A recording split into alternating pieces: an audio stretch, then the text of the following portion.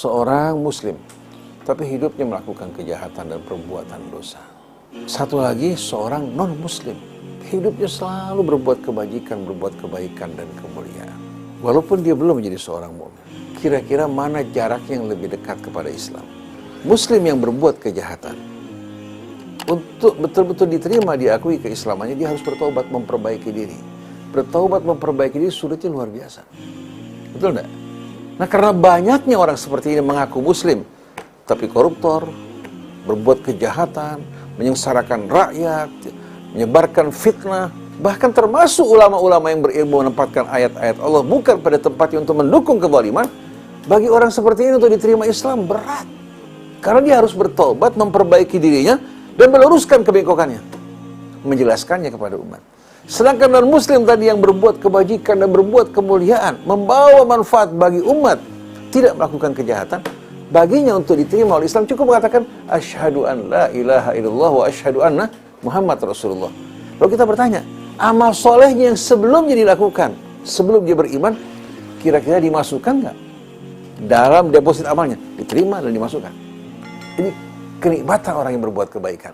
Begitu dia beriman, seluruh amal kebaikannya yang sebelumnya akan dimasukkan dalam golongan orang-orang yang bagaimana? Yang beriman, dan dia akan menerima balasan dari sisi Allah.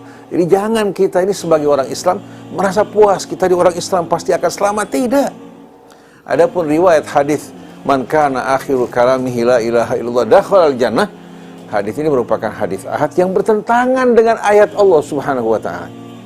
Sanadnya boleh mereka sahihkan, tapi matannya bertentangan dengan ayat yang tadi kita bacakan, di mana seorang baru akan diampuni oleh Allah dari dosa-dosanya di saat apa? Di saat dia memperbaiki diri dan bertaubat kepada Allah, seperti firman Allah dalam surah Al-Furqan, illa man taba wa amana wa amila salihah faulaika yubaddilullahu sayyi'atihim hasanat. Orang yang akan diampuni Allah yang apa? Yang bertaubat, kemudian apa? Beriman dan mengerjakan amal soleh, menggantikan amal buruknya. Mereka orang yang akan ditukar keburukan-keburukan amal mereka dengan kebaikan yang akan mengisi lembaran-lembaran yang tadinya penuh dosa. Begitu dia taubat, diampuni oleh Allah, dan lembaran kosongnya akan terisi dengan amal soleh. Dan Nabi dalam nasihatnya kepada sahabatnya, wa atbi'is sayyi'atal hasanata tamhuha wa khaliqin nasa bi khuluqin hasan.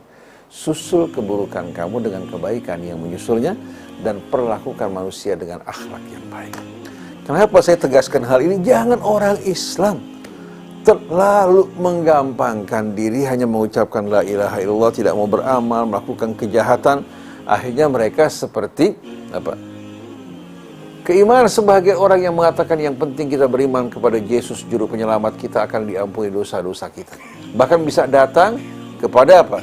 Kepada seorang pendeta, ya, ke dalam mimbar ampunan untuk menerima pengampunan dosa. Dalam Islam, ulama, Nabi tidak mampu untuk mengampuni dosa orang.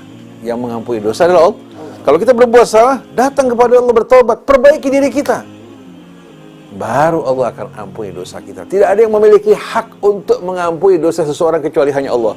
Dan subhanallah, bila kita mengaku berdosa kepada Allah, memohon ampun, rahasia kita tertutup. Di hari akhirat Allah akan tutupi kesalahan dan dosa-dosa kita. Ini merupakan nikmat rahmat dari Allah yang tak terhingga. Wa in ta'uddu ni'matallahi la tuhsuha.